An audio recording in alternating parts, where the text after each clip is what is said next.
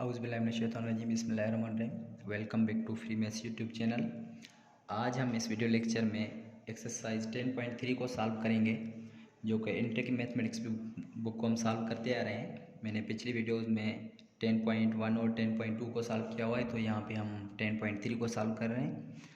तो सबसे पहले आपने क्या करना है कि प्लीज़ वीडियो को, चैनल को लाइक सब्सक्राइब लाजमी करें, ताकि ऐसे आपको पूरा कोर्स मिलता जाए इसमें से, क्योंकि ये न्यू कोर्स है, कहीं पे नहीं मिलेगा। तो मैं कोशिश कर रहा हूँ कि सारी प्रॉब्लम्स इसमें सॉल्व करूँ ताकि आसानी हो जाए आप लोगों को भी। तो सबसे पहले हम इसको थोड़ा डिफ़ाइन कर लेते हैं कि 10.3 में क्या कह रहा है। कि सबसे पहला है कि ऑर्थोगोनल ट्रेजेक्ट्री। तो ट्रेजेक्ट्री का मतलब क्या होता है, ऑर्थोगोनल ट्रेजेक्ट्री है क्या, तो सबसे पहले इनको थोड़ा सा हम डिफ़ाइन कर लेते हैं। तो इसमें कह रहा है अ कर्व, इसमें कह रहा है कि a curve which intersect every curve of a given family of curves. अच्छा, इसमें कह रहा है कि फैमिली ऑफ कर्व्स याद कर लें, इसमें is called an orthogonal trajectory. तो फैमिली ऑफ कर्व्स है क्या? फैमिली ऑफ कर्व्स का मतलब होता है कि मिसाल के तौर पे मैं यहाँ पे एक सर्कल ड्रा कर रहा हूँ, सर्कल जिसका ओरिजिन यहाँ पे ये है, तो जिसका रेडियस जो है वो आपके पास क्या है, 1 है। मिसाल के तौर पे यहाँ से लेकर यहाँ तक 1 है। और फिर मैं दूसरा क्या कर रहा हूँ कि सर्कल ड्रा कर रहा हूँ जिसका रेडियस जो है वो फिर क्या हो जाएगा, थोड़ा इससे डबल हो जाएगा।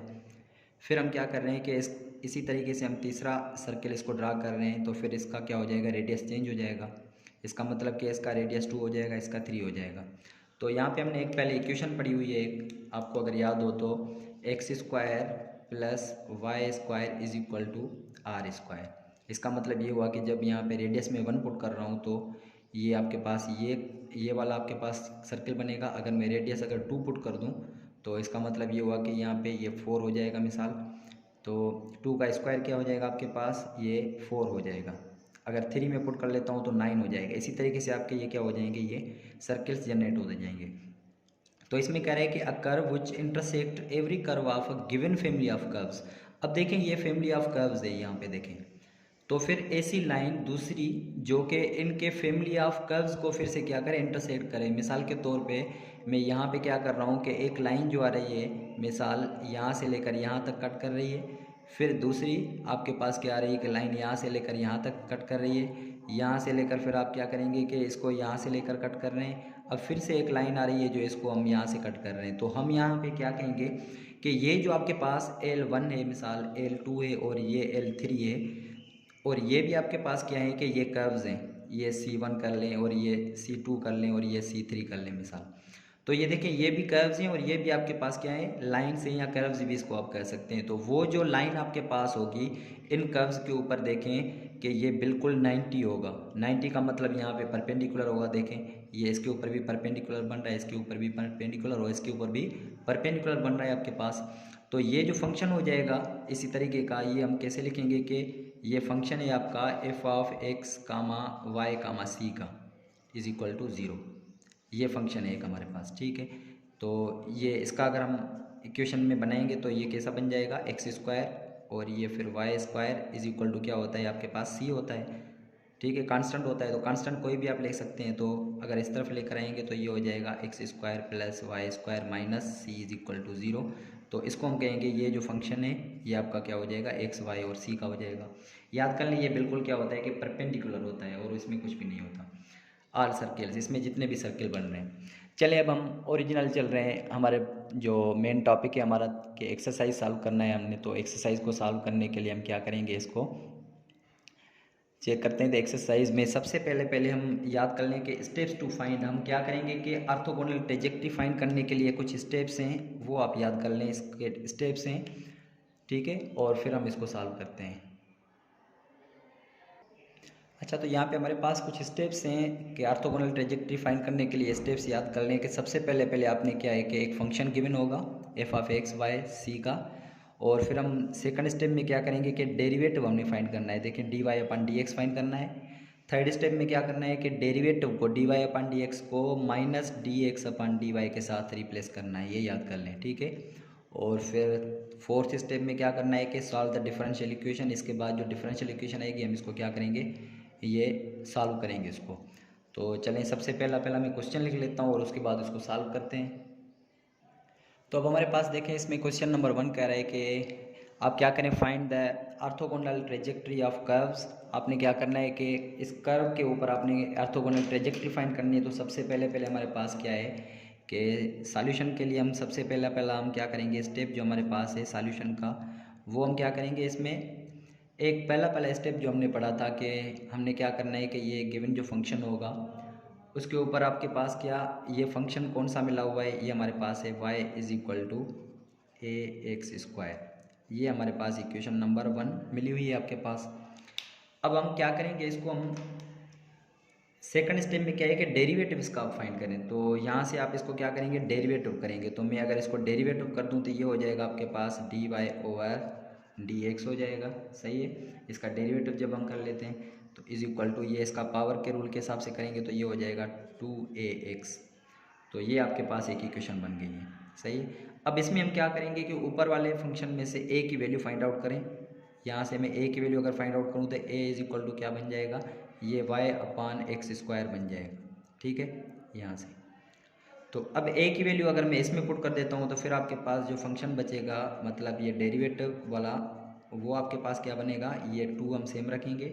a की वैल्यू इसको हम रिप्लेस कर रहे हैं इसके साथ। a की वैल्यू आपके पास क्या है, y/x² है। सही है, इसी के साथ फिर हम क्या करेंगे, x लिखा हुआ है तो यहाँ पे x लिख देते हैं, यहाँ पे x कैंसिल और इसका स्क्वायर कैंसिल। तो अब आपके पास dy/dx ये जो बच रहा है वो आपके पास हो जाएगा, एक तो ये 2y में क्या बच जाएगा, x बच जाएगा। तो ये 2y में x हो गया। अच्छा, उसके बाद फिर 2y/x है। तो अब उसके बाद फिर हमारे पास जो स्टेप है अगला, वो रिप्लेस करना होता है। देखें स्टेप नंबर क्या है आपके पास 3, रिप्लेस dy/dx बाय -dy/dx। तो मैं यहाँ पे लिख देता हूँ रिप्लेस, किसको करेंगे, डेरिवेटिव dy/dx को विथ किसके साथ करेंगे, -dx/dy के साथ करेंगे। ये याद कर लें, dx/dy के साथ करेंगे। तो अब आपके पास ये क्या बन जाएगा, dy/dx को रिप्लेस कर रहे हैं -dx/dy। तो ये हो जाएगा -dx/ में ये dy इज इक्वल टू, ये फंक्शन सेम रहेगा क्योंकि हम सिर्फ डेरिवेटिव को रिप्लेस कर रहे हैं। अच्छा, उसके बाद हम क्या करेंगे, अगला स्टेप जो होता है, सबसे पहले फिर इसको हम क्या करेंगे, रेसिप्रोकल भी करेंगे। तो इसका जब मैं रेसिप्रोकल कर दूं तो रेसिप्रोकल करने के साथ साथ फिर मैं क्या कर देता हूं कि माइनस भी मल्टीप्लाई करा देता हूं, क्योंकि ये माइनस यहाँ से मैं ख़त्म करना चाह रहा हूँ। तो ये रेसिप्रोकल कर देंगे इन दोनों का माइनस के साथ, तो ये माइनस उस तरफ चला जाएगा। तो ये आपके पास अब जो फंक्शन बचेगा वो हो जाएगा dy/dx इज इक्वल टू, ये निगेटिव खत्म हो जाएगा उस तरफ और ये x ऊपर जाएगा और ये आपके पास ये हो जाएगा 2y। दोनों तरफ क्या करना है, रेसिप्रोकल करना है। अब आपने क्या किया है कि रेसिप्रोकल किया है इसका, तो अब आपके पास ये फंक्शन बच गया है कि dy/dx is equal to -x/2y। अब हम क्या करेंगे कि आपके पास ये, इसको मैं अगर बाय क्रॉस मल्टीप्लाई y वाले सेपरेबल इक्वेशन है, ठीक है, तो सेपरेबल आपने पढ़ा हुआ है, y वाले एक साथ कर लें। तो इसको मैं ऐसे लिख सकता हूँ कि 2y ये किसके साथ हो जाएगा, dy के साथ, और -x किसके साथ हो जाएगा, ये dx के साथ। सही। अब हमने फोर्थ स्टेप में क्या करना होता है, स्टेप नंबर 4 में, कि इसको सॉल्व करेंगे। और इसको हम सॉल्व कैसे करेंगे, हम दोनों तरफ से क्या करेंगे, इंटीग्रेट करेंगे। इसको फंक्शन को इंटीग्रेट करेंगे तो ये आपके पास जो आंसर आएगा ये 2y, इंटीग्रेशन आपको पता है कि कैसे करते हैं। इसकी इंटीग्रेशन जब हम करेंगे तो आपके पास ये हो जाएगा, पावर 8 हो जाएगा, सिर्फ 2y² हो जाएगा, अपान में ये 2 हो जाएगा, इज इक्वल टू -x है तो यहाँ पे ये सेम रहेगा, माइनस इसका x²/2 हो जाएगा और ये प्लस का c1, इसको फिलहाल कर लेते हैं। सही है, क्यों कर रहे हैं, क्योंकि मैं आपको ये बाद में बताता हूँ। ठीक है, यहाँ से देखिए 2 कैंसिल आउट हो जाएगा तो आपके पास ये जो आंसर आ जाएगा ये हो जाएगा y²। अच्छा, उसके बाद फिर हम इसकी एलसीएम ना ले लें यहाँ पे डायरेक्ट। अगर एलसीएम ले लेंगे तो फिर आपको आसानी से फाइंड हो जाएगा, लेकिन यहाँ तक भी आप अगर फाइंड करना चाह रहे हैं तो y² इज इक्वल टू, ये क्या हो जाएगा आपके पास, -x²/2, और ये आपके पास क्या है, c है। तो यहाँ तक आपके पास इसका आंसर आ गया है, जो बुक में यहाँ पे यही मौजूद है। तो इसी तरीके से हम क्या करेंगे, क्वेश्चन नंबर 2 को भी ऐसे ही सॉल्व करेंगे। उसको देखते हैं क्वेश्चन नंबर 2 क्या है। तो अब यहाँ पे आपके पास क्वेश्चन नंबर 2 जो है वो कह रहे हैं कि find orthogonal trajectory of hyperbola. अब पहले हमारे पास कर्व थी एक, लेकिन यहाँ पे इसमें क्वेश्चन नंबर 2 में आपके पास ये एक हाइपरबोला मिला हुआ है। तो हाइपरबोला की इक्वेशन हमारे पास है xy is equal to c। तो यहाँ से लेकर इसको, अच्छा लेकिन इसको थोड़ा सा क्या करेंगे, थोड़ा सा इसको सॉल्व करने की ज़रूरत है। क्यों? क्योंकि इसको हमने y का फंक्शन बनाना है ना, तो y यहाँ पे सेम रहेगा, ये हो जाएगा y इज इक्वल टू सी, और x इस तरफ जाएगा तो ये हो जाएगा सी एक्स इन्वर्स हो जाएगा। अच्छा, उसके बाद फिर हम क्या करेंगे, इसका हम डेरिवेटिव लेंगे। अब हमारा फर्स्ट स्टेप जो है वो आपके पास, फर्स्ट स्टेप वो क्या होता है आपके पास, इसका y के फंक्शन का डेरिवेटिव ले लें हम। तो जब हम डेरिवेटिव लेंगे तो आपके पास ये डेरिवेटिव इसका कैसे हो जाएगा, ये हो जाएगा dy upon D x is equal to C, तो कांस्टेंट है ये सेम रहेगा, और x इनवर्स है आपके पास। देखें कि x इनवर्स है तो इसमें डेरिवेटिव में क्या करते हैं हम, एक पावर इसमें निगेटिव माइनस कर देते हैं, तो ये माइनस के 2 हो जाएंगे आपके पास, और ये -1 नीचे इसके साथ, तो ये माइनस का सी एक्स स्क्वायर, और ये प्लस का हमारे पास हो जाएगा सी हो जाएगा। तो अब हम यहाँ पे क्या करेंगे, डेरिवेटिव ले लिया हमने। अब हमारे पास ये हो गया कि y डेरिवेटिव आपके पास हो गया। अब इसमें से हम क्या करेंगे कि c की वैल्यू ऊपर में से हम फाइंड करके इसमें पुट कर देते हैं। ठीक है, c की वैल्यू आपके पास क्या है, देखें ये डी वाई अपान डी एक्स सेम रहेगा। इसमें हम क्या करते हैं कि यहाँ पे लिखेंगे c इज इक्वल टू आपके पास क्या मिला हुआ है, ऊपर एक्स वाई मिला हुआ है, इसमें पुट कर दें तो ये हो जाएगा d Y over D x is equal to ये हो जाएगा माइनस का एक्स वाई हो जाएगा इसके साथ, तो एक्स वाई और फिर x इनवर्स -2 सेम, और ये आपके पास फिर क्या हो जाएगा, प्लस का क्या हो जाएगा c। लेकिन इसमें हम c नहीं पुट करते क्योंकि इंटीग्रेशन में करते हैं, यहाँ हम डेरिवेटिव कर रहे हैं तो c कुछ नहीं आएगा। अच्छा, इसको जब हम सॉल्व करेंगे तो ये हो जाएगा d Y over D x is equal to, अब देखिए इसमें माइनस एक्स के ऊपर पावर जो होता है वो आपके पास मल्टीप्लिकेशन में ऐड होते हैं। ठीक है, तो ऐड -2 और दो बाकी माइनस का 1 बचेगा, -1 और ये y। अच्छा, यहाँ तक हो गया। अब हम क्या करेंगे कि इसमें आपके पास ये जो है डी वाई अपान डी एक्स जो है उसको हम रिप्लेस कर देंगे।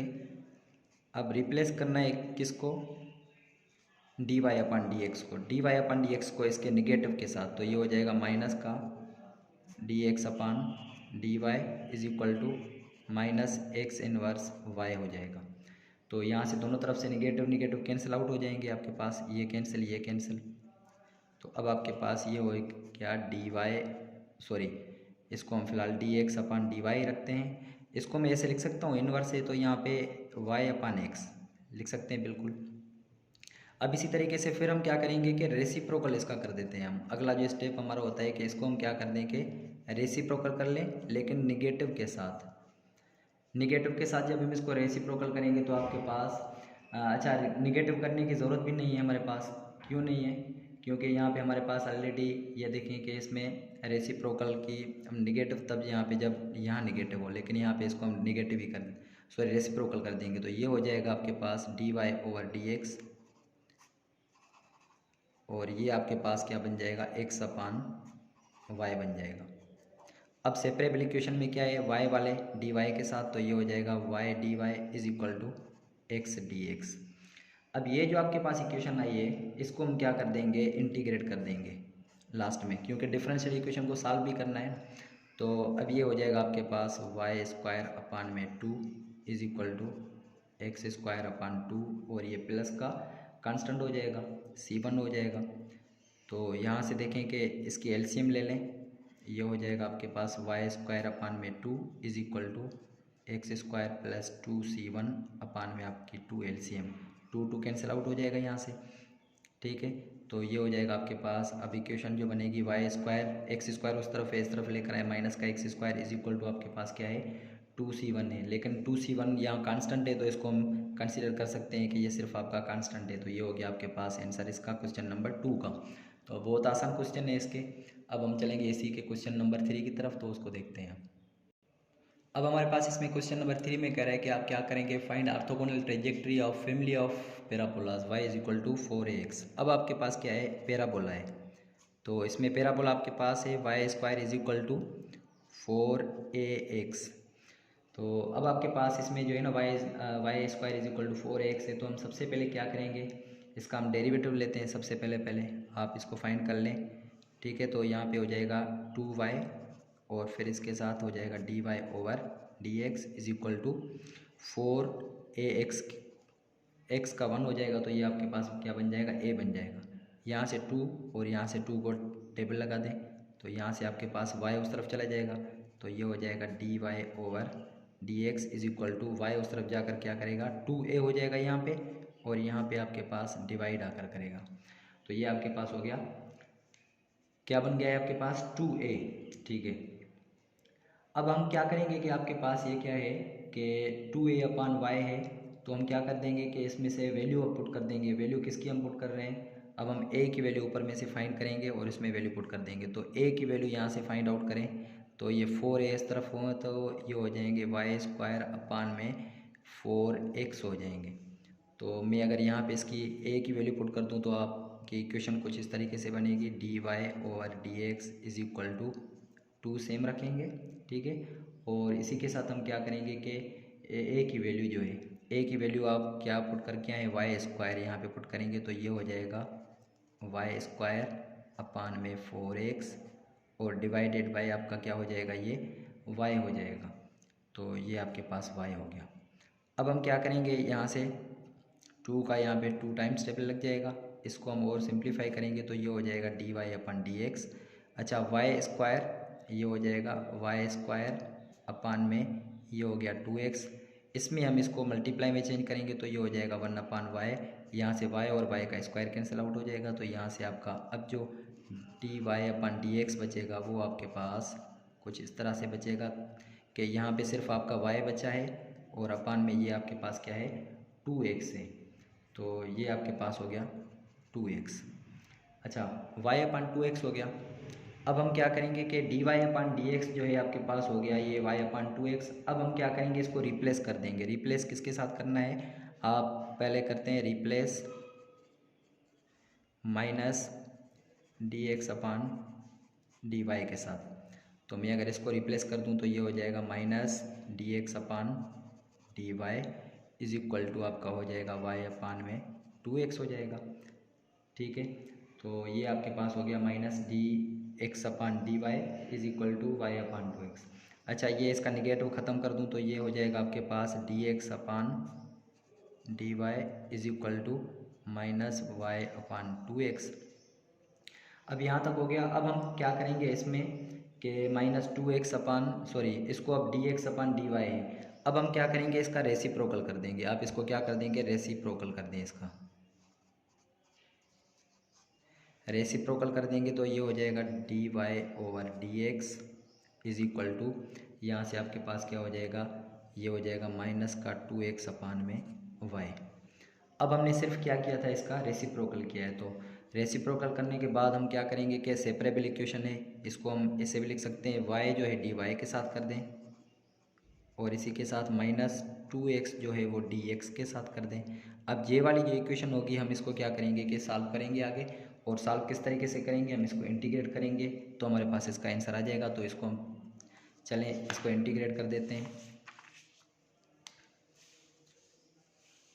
अच्छा, मैं यहाँ पे लिख देता हूँ। तो हमारे पास इक्वेशन क्या थी, हमारे पास ये इक्वेशन जो थी वो आपके पास थी y dy, सही है, y dy is equal to -2x और ये dx। ठीक है, अच्छा, तो अब इसको हम क्या करेंगे कि इंटीग्रेट कर देंगे दोनों तरफ से। इसको मैं इंटीग्रेट कर देता हूँ तो ये आपके पास इंटीग्रेशन में क्या हो जाएगा, y² इज इक्वल टू ये -2 सेम और यहाँ पे हो जाएगा x² और ये प्लस का c1 हो जाएगा। यहाँ से 2 कैंसिल आउट, y² है उस तरफ जाएगा तो ये मल्टीप्लाई हो जाएगा, तो ये हो जाएगा -2x² और ये प्लस के 2c1। अब यहाँ से देखें कि ये इस तरफ लेकर आए, y² हो जाएगा, y² माइनस नहीं तो प्लस का 2x² हो जाएगा इज इक्वल टू आपके पास क्या है 2c1 है। तो यहाँ पे आपके पास क्या है कि 2c1 की जगह पे हम क्या करेंगे कि ये आपका सिर्फ कांस्टेंट पुट कर देंगे। तो अब आपके पास ये इसका आंसर आ गया y² और आपके पास माइनस का 2x² प्लस का 2x² हो गया। ठीक है, तो अब हम यहाँ पे चल रहे हैं क्वेश्चन नंबर इसी के, अब अगले क्वेश्चन नंबर जो हमारे पास 4 है। अब हमारे पास क्वेश्चन नंबर 4 है, इसमें हमने क्या करना है कि find orthogonal trajectories of family of curves find करना है। तो अब देखिए हमारे पास गिवन जो है वो है आपके पास y इज इक्वल टू आपके पास क्या है x/1 + c1x है। तो हम सबसे पहले क्या करेंगे, इसमें डेरिवेटिव करेंगे इसको सीधा सीधा, तो ये हो जाएगा आपके पास dy over dx is equal to, इसमें आपका फार्मूला लग जाएगा, ये है आपके पास x अपान में जो फार्मूला लगेगा इसमें। तो फार्मूला किस तरीके से लगेगा, क्वेश्चन रूल आपको पता है कि नीचे जो होता है इसका होल स्क्वायर हो जाता है, और फिर हम क्या करते हैं कि ऊपर ये क्वेश्चन सेम रखते हैं, मतलब u और v वाला फार्मूला 1 + c1x हम सेम रखेंगे, और डेरिवेटिव x का क्या है आपका 1 हो जाएगा, उसके साथ फिर माइनस। अब हम क्या करेंगे कि x को सेम रखेंगे और इस नीचे वाले फंक्शन का डेरिवेटिव करेंगे, तो 1 का 0, c1 और x 1 है, तो यहाँ पे सिर्फ आपका c1 बचेगा। इसका मतलब कि इसका डेरिवेटिव हमने ये, इसको हम सिंप्लीफाई करेंगे तो ये हो जाएगा 1 + c1x, और ये माइनस का x c1 या c1 x ये सेम ही रहेगा, अपान में ये हो जाएगा आपका 1 + c1x का होल स्क्वायर। तो यहाँ से देखिए c1 x से यहाँ पे निगेटिव ख़त्म हो जाएगा। अब आपके पास ये डेरिवेटिव dy ओवर dx जो बच रहा है वो आपके पास है 1 अपान में 1 + c1x और इसका होल स्क्वायर। अच्छा, अब यहाँ पे हम क्या करेंगे कि इसमें जो है ना वैल्यू पुट कर देंगे। इसमें किसकी वैल्यू पुट कर रहे हैं हम, यहाँ पे हो जाएगा ये dy अपान dx, ठीक है, ये कट गया, तो ये 1 अपान 1 + c1 स्क्वायर, c1x का होल स्क्वायर। तो अब हम यहाँ पे क्या करेंगे कि इसमें से वैल्यू फाइंड आउट करेंगे, 1 प्लस ऊपर वाले में से 1 + c1x की वैल्यू फाइंड करेंगे, तो ये इस तरफ जाएगा और ये इस तरफ आ जाएगा। तो इसका मतलब कि यहाँ से 1 + c1x की जो वैल्यू मिलेगी वो x अपान आपके पास क्या मिल जाएगी, y मिल जाएगी, ठीक है। ये उस तरफ ये इस तरफ डिवाइड आकर करेगा तो x अपान y। अब हम इसकी जगह पे क्या रखेंगे, x अपान y रखेंगे। मैं लिख देता हूँ यहाँ पे, सिंस 1 + c1x जो है वो बराबर है x अपान y के। तो अब यहाँ पे इसमें अगर वैल्यू हम इसमें पुट कर देते हैं तो dy over dx is equal to ये 1 सेम डिवाइडेड बाय, इसको मैं ऐसे लिख दूँ, और 1 + c1x की वैल्यू है x अपान y, तो इसका होल स्क्वायर हो जाएगा x² अपान में y²। अब मैंने क्यों किया था, क्योंकि 1 मल्टीप्लाई में चेंज करेंगे, ये हो जाएगा y² अपान में x²। इसका मतलब ये हुआ कि आपके पास dy ओवर dx जो मिला था वो आपके पास है y² अपान में x²। अच्छा, y² अपान x²। अब हम क्या करेंगे कि अगला स्टेप हमारा है रिप्लेस कर दें इसको। रिप्लेस किसके साथ करना है आपने, रिप्लेस अगर मैं करना चाहूँ तो ये -dx अपान dy के साथ ही करते हैं रिप्लेस। तो रिप्लेस करने के लिए -dx अपान dy के साथ करेंगे, लेकिन वो वाला फंक्शन इस तरफ वाला सेम रखेंगे। अच्छा, उसके बाद फिर हम क्या करते हैं कि ये निगेटिव अगर मैं इस तरफ कर लूँ तो ये हो जाएगा dx upon dy is equal to ये हो जाएगा -y² अपान में x²। अब हम क्या करेंगे कि इसका रेसिप्रोकल भी ले सकते हैं। अब इसका हम रेसिप्रोकल लेंगे, तो रेसिप्रोकल लेने के लिए क्या करेंगे, dy अपान dx हो जाएगा इस तरफ, और ये आपका क्या बन जाएगा, माइनस का x² अपान में y² बन जाएगा। अब ये क्या करेंगे, ये इस तरफ सेपरेबल इक्वेशन है, तो ये हो जाएगा y² dy is equal to -x² dx। अब हम क्या करेंगे, इसको इंटीग्रेट कर देंगे, तो अब आपके पास ये x³ y³ अपान 3 हो जाएगा, और इज इक्वल टू इसकी इंटीग्रेशन करेंगे तो -x³ अपान 3, और ये प्लस का कांस्टेंट बच जाएगा, तो कांस्टेंट को c1 का नाम दे देते हैं। अब सेम तरीका के y³ अपान में 3 सेम, इस तरफ से हम एलसीएम ले लें तो 3 हो जाएगी एलसीएम, और माइनस का x³ प्लस का 3c1 हो जाएगा, 3 कैंसिल आउट हो गया।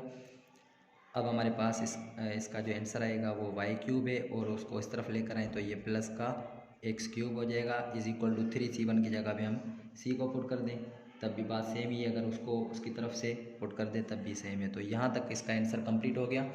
तो बिल्कुल आसान क्वेश्चन हैं। अब इसके क्वेश्चन नंबर 5 की तरफ हम चलेंगे। तो अब हमारे पास इसका क्वेश्चन नंबर 5 जो है वो इसमें कह रहा है कि आप क्या फाइंड करें, कि जनरल इक्वेशन फाइंड करें आप family of curves perpendicular to y is equal to c1 sin x। तो अब आपके पास y इज इक्वल टू क्या मिला हुआ है, c1 sin x मिला हुआ है। तो अब हम क्या करेंगे, इसका डेरिवेटिव फाइंड करेंगे। सीधा सीधा आप डेरिवेटिव इसका फाइंड कर लें तो ये हो जाएगा dy over dx is equal to c1 same रहेगा, और आपको पता है कि साइन का क्या होता है, कॉस डेरिवेटिव होता है, तो ये हो जाएगा c1 cos एक्स हो जाएगा। सही है। अब यहाँ से C1 की वैल्यू फाइंड कर लें। इसमें से C1 क्या बन जाएगा आपके पास, y अपान में साइन x बन जाएगा, क्योंकि इस तरफ डिवाइड करेगा। अब इसमें पुट कर देते हैं इसमें, तो ये हो जाएगा dy/dx is equal to C1 की जगह पे मैं पुट कर देता हूँ y अपान sign x into cos x, ये सेम रखेंगे तो ये कॉस x सेम। अब ये आपके पास फंक्शन जो बनेगा वो dy/dx, और यहाँ से हो जाएगा y cos x अपान में ये हो जाएगा साइन x।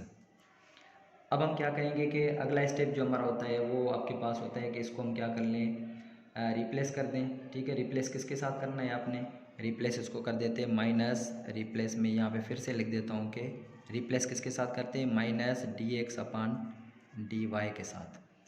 किसको, dy अपान dx को। तो यहाँ पे हम लिखेंगे minus dx upon dy is equal to, ये हम सेम रखेंगे y cos x अपान में साइन x।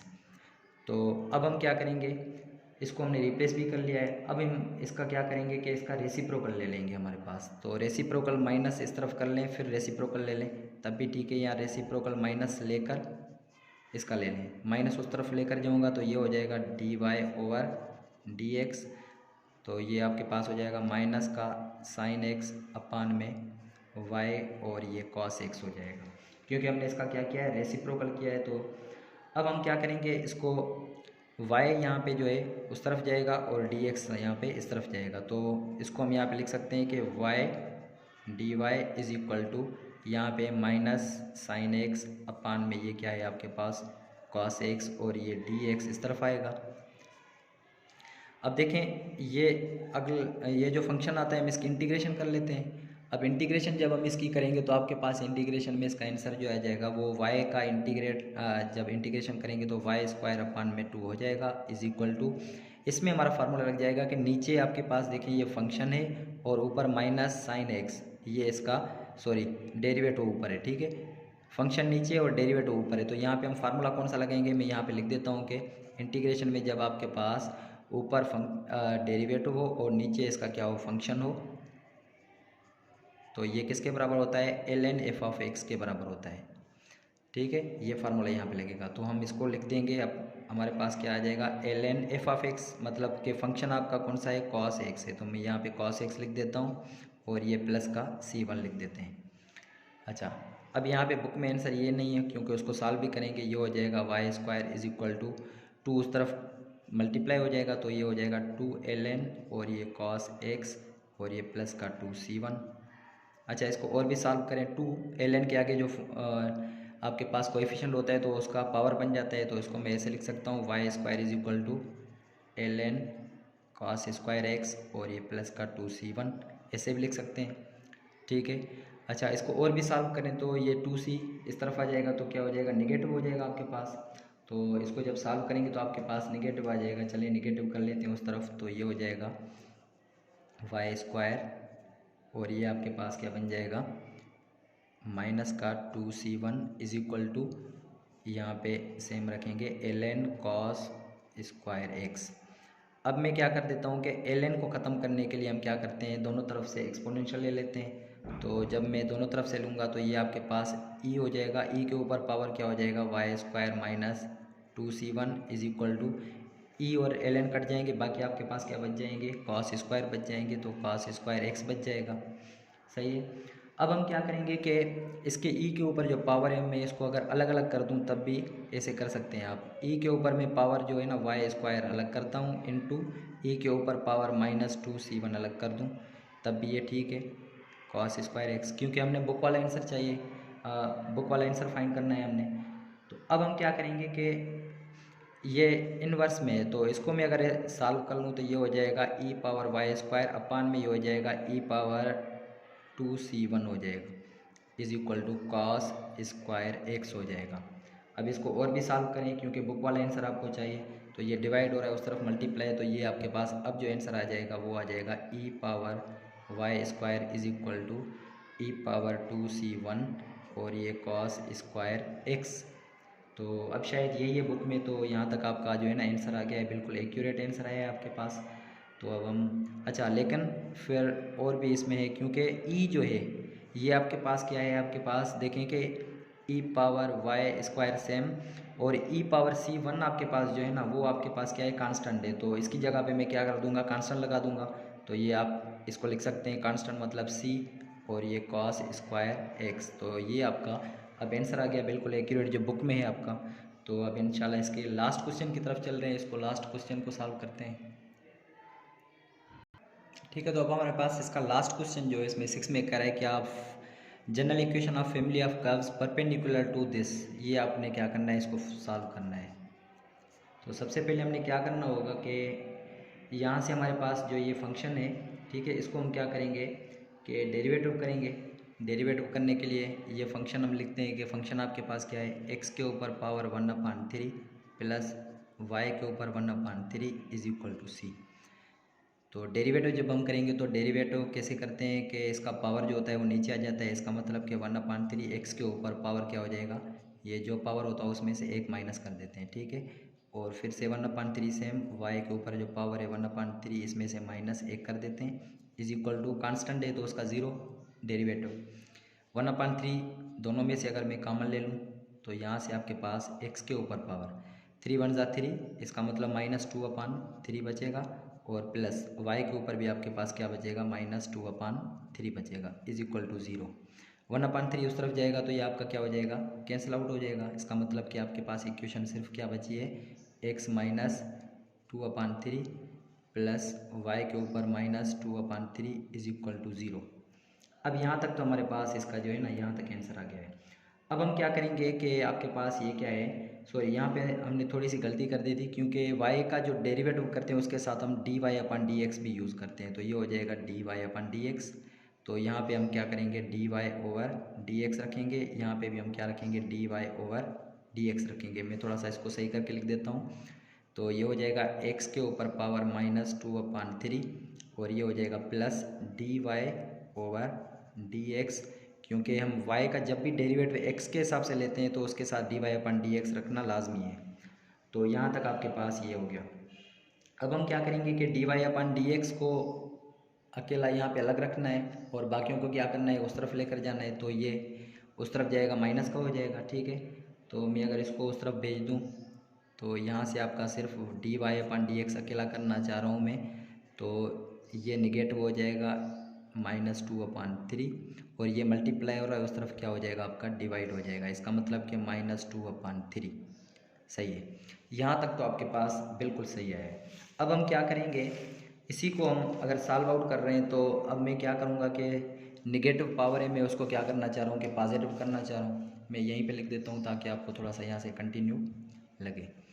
अच्छा, इसी को हम क्या करेंगे, रेसिप्रोकल कर देते हैं, क्योंकि निगेटिव ख़त्म करना है। इसका पावर जो है dy/dx इज इक्वल टू, तो ये ऊपर जाएगा आपका क्या बन जाएगा, निगेटिव वाला ऊपर जाएगा y वाला, तो ये आपके पास हो जाएगा y के ऊपर माइनस सेम और y के ऊपर 2/3 बन जाएगा। ऊपर ये निगेटिव है तो नीचे आकर ये पॉजिटिव हो जाएगा, x के ऊपर पावर क्या बन जाएगा आपके पास 2/3 बच जाएगा, ठीक है। अब यहाँ तक सही है। अब मैं यहाँ पे रख के इसको सॉल्व करता हूँ, ठीक है। अच्छा, अब आगे क्या करेंगे कि dy/dx को क्या करना है, रिप्लेस करना है, ठीक है, और कुछ भी नहीं करना, बिल्कुल आसान है। अब तो इसको रिप्लेस कर देंगे। मैं रिप्लेस लिख देता हूँ कि किसके साथ करना है, ये आपने रिप्लेस करना है -dy/dx के साथ। तो -dx/dy के साथ रिप्लेस करना है, किसको, dy/dx को। इसकी जगह मैं माइनस लिख दूँ तो ये हो जाएगा -dx/dy is equal to -y के ऊपर 2/3 पावर, और ये नीचे हो जाएगा x के ऊपर 2/3 पावर। यहाँ से निगेटिव निगेटिव कैंसिल आउट हो गया। अब हम क्या करेंगे, इसका रेसिप्रोकल कर देंगे। रिप्लेस के बाद हम क्या करते हैं, रेसिप्रोकल ले लेते हैं इसका। तो रेसिप्रोकल लेने के लिए हम क्या करेंगे, रेसिप्रोकल में हो जाएगा ये dy/dx हो जाएगा, और ये x वाला ऊपर जाएगा 2/3, और y के ऊपर पावर आपके पास 2/3 नीचे आ जाएगा। रेसिप्रोकल कर दिया है, इसमें निशानी चेंज नहीं होगी, याद कर लें आप, ठीक है। अब हम क्या करेंगे कि सेपरेबल इक्वेशन है, तो सेपरेबल इक्वेशन में क्या करते हैं, y वाले y के साथ, तो y के 2/3 ये dy के साथ हो गया, dx उस तरफ x के साथ हो जाएगा तो x के ऊपर 2/3 और ये हो जाएगा dx। अब हम क्या करेंगे, लास्ट स्टेप हमारा है कि इसको डिफरेंशियल इक्वेशन को सॉल्व कर लें। तो सॉल्व करने के लिए आपको पता है पावर रूल अप्लाई करेंगे तो ये हो जाएगा y के ऊपर, अच्छा 2/3 है, इसमें हम क्या करते हैं कि एक पावर ऐड कर देते हैं। तो एक पावर जब ऐड करेंगे तो ये हो जाएगा 2/3 + 1 कर देंगे और नीचे भी 3 × 1 = 3 और ये हो जाएगा आपके पास कितना हो जाएगा 5/2 हो जाएगा। सही है। इसी तरीके से x के ऊपर भी आपका पावर क्या बन जाएगा, ये हो जाएगा 5/2 अपान में 5/2 और ये प्लस का कांस्टेंट लगा देंगे C1। तो यहाँ से 5/2 कैंसिल हो गया। अब आपके पास ये जो आंसर आया है वो आपके पास है y के पावर 5/2 नहीं है, सॉरी 3 है, यहाँ पे मैं लिख दूँ 3, यहाँ पे 3 क्योंकि नीचे 3 ऑलरेडी मौजूद है। तो 3 कैंसिल आउट, 5/3 बच जाएगा। और फिर हम क्या करेंगे, इसको यहाँ से आपके पास क्या बच गया है, x के ऊपर 5/3 और ये प्लस का C1। लेकिन ये हमने डायरेक्ट कैंसिल नहीं करना क्योंकि इसके साथ एलसीएम लेनी है। एलसीएम लेंगे तो ये हो जाएगा 5/3 और ये हो जाएगा C1। तो अब आपका जो है ना आंसर सही आएगा। ये आपके पास हो गया y के ऊपर 5/3 और अगर मैं इसको x वाले को इस तरफ लेकर आऊँ तो x के ऊपर पावर क्या हो जाएगा, ये 5/3 लेकिन नेगेटिव का हो जाएगा इज इक्वल टू, इस पूरे को कांस्टेंट कंसिडर कर दें तो c लिख दूँ मैं यहाँ पे। तो अब आपके पास बिल्कुल आंसर एक्यूरेट आया है। तो यहाँ तक हमने एक्सरसाइज जो है वो क्या कर लिए, पूरी कंप्लीट कर लिए हमने। एक्सरसाइज कौन सी कर रहे थे हम, 10.3 कंप्लीटेड हो गई है। ठीक है, तो अगर आपको प्लीज़ वीडियोस अच्छी लगी हैं लाइक और सब्सक्राइब लाजमी करते जाएं और इंशाल्लाह अगली वीडियोस का इंतज़ार करें। इंशाल्लाह अगली वीडियो में अगली एक्सरसाइज के साथ हाज़िर होंगे, तब तक के लिए इजाज़त दीजिए, अल्लाह हाफ़िज़।